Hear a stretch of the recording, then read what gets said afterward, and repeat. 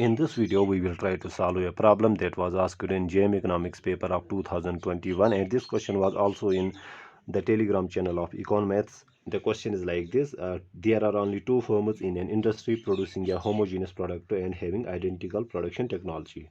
The cost function for firm I is being given as CIQI is equal to QI square. Okay, so we have two firms, I is equal to 1 and 2, where QI is the quantity produced by firm I. The market demand for product is being given by this very function, P is equal to 100 minus Q. Okay, this is our market demand function, where P is the price per unit and Q is equal to Q1 plus Q2. Okay, that means Q1 is the output produced by firm 1 and Q2 is the output produced by firm 2. Okay, this is our aggregate quantity, assuming firms are price takers. Okay, so we are being told that firms are price takers, they cannot change the price.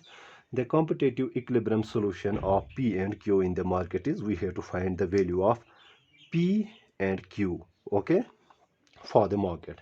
The options are P is equal to 80, Q is equal to 20, P is equal to 20, Q is equal to 80, P is equal to 20, 200 upon 3, Q is equal to 100 upon 3, or P is equal to 50, Q is equal to 50. Okay, so let us see how to solve this question. Okay, so since we have only two firms in the industry and they are the price takers, okay, that means the question is related to the perfect competition. Okay, what is the equilibrium condition in the perfect competition? We know price should be equal to the marginal cost. Okay, now let's take the firm 1.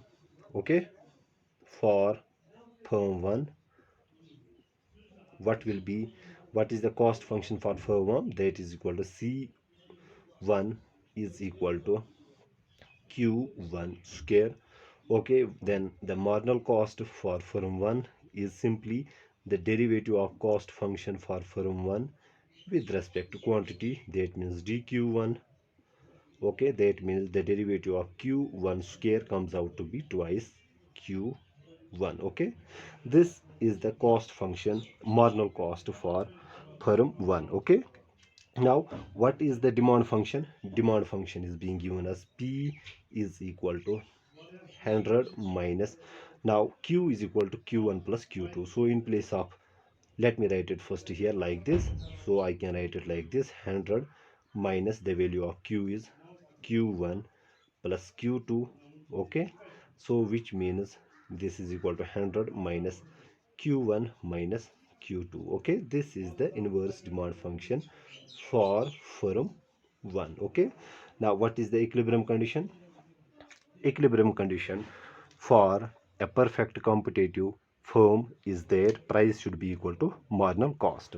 And what does this actually mean? If we have quantity on this axis, price on this axis, that means price is being given, the firm is the price taker. Okay, and what is the price function is this 100 minus q1 minus q2. Okay, at equilibrium our firm will equate it as price with marginal cost. Let us say this is our marginal cost and marginal cost is 2q1. Okay, 2q1, and we need to find out this very output level for firm 1. Okay, so let's equate this. So this is P, uh, this is our marginal cost. When we equate these two, that means 100 minus q1 minus q2 is equal to twice q1. Okay, if we solve it further, this will become, let us see, if we transpose here, this will become 100. If we transport, it will get subtracted, so we will have minus 3q1 minus q2 is equal to 0. Okay, so this is equation first. Now what is the the equilibrium condition for firm 2? Same condition is for firm 2. Okay, since they have the same identical production technology, if we can, I can also show it here. So for that I have to rub this out to get the equilibrium condition, or I will not rub this out. Let us write it here for firm 2. For firm 2, simply total cost for firm 2 will be equal to q2 square marginal cost for firm 2 will be the derivative of total cost, that is twice q2. Okay, and inverse demand function for firm 2 will be again same. Okay, that means p is equal to 100 minus this q1 minus q2. Okay, and this firm 2 will also equate its marginal revenue, sorry, its price and marginal cost. That means price is equal to marginal cost. Okay, for firm 2, if we equate, that means we have to equate this thing and this thing. That means 100 minus q1 minus q2 is equal to twice q2, and if we further solve, this will come out to be 100 minus q1. Transposing this term, it will get subtracted, this will become minus 3 q2 is equal to 0. So we have two equations with two unknowns. Okay, and we can solve it simply. So should I rub this out? I have to rub this out. Okay, so we have two equations, equation first, equation second. Okay, so if I write it again, we have 100 minus 3q1 minus q2 is equal to 0, and this equation 100 minus q2, sorry, this is q1 here, q1 minus 3q2 is equal to 0. Okay, let us solve these two equations. First, we need to make at least the coefficient of one variable same. For that, what we can do, if we multiply this equation by 3, okay, then this will result in 300 minus 3 into q1 is 3, q1 minus 3 3s are 9, q2 is equal to 0. Okay, so let this be equation A, let this be equation B.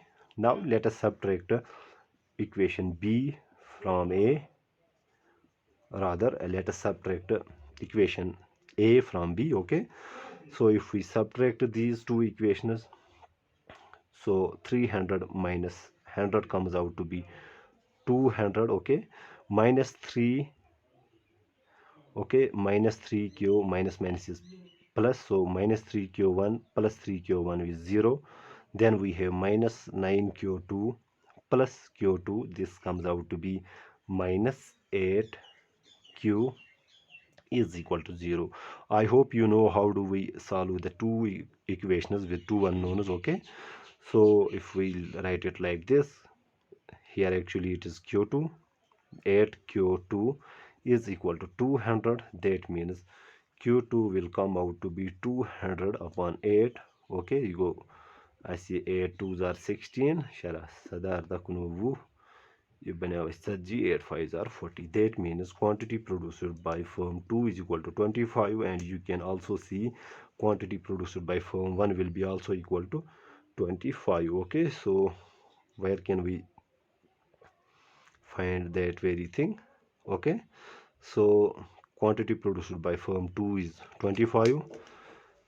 Okay, so to find the value of q1, so we can find the value of q1 here also to check whether we get 25 or not. That means if we put q2 is equal to in this equation, which implies then 100 minus 3q1 minus the value of q2 is 25, 25 is equal to 0. This comes out to be 100 minus 25, this is 75. If we transpose this, it will get it will become positive. 3q1 implies q1 is also equal to 75 upon 3, which comes out to be 25. Okay, q1 is equal to 25. Now what is the price? Then inverse demand function p is equal to, p is this very thing. If we write it here 100, what is the value of q1 is 25, this is minus 25, then minus 25, so this is 100 minus pansa, which comes out to be pansa. That means equilibrium price in the market will be 50, and the equilibrium quantity produced in the industry will be equal to, because q is equal to q1 plus q2, we can write Q is equal to Q1 plus Q2.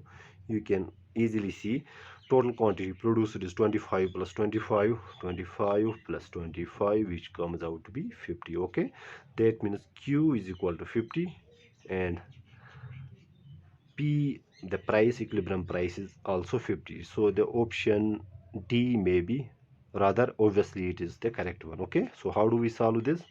Since the firms were price takers, okay, so they were price takers, they cannot do anything with the price. Okay, they will equate their price with their marginal costs. Okay, and at the intersection of these two will give them the equilibrium level of output. I hope I make myself clear in this video. If you like these videos, please share with your friends. That will be only motivation for me to keep going on. Thank you.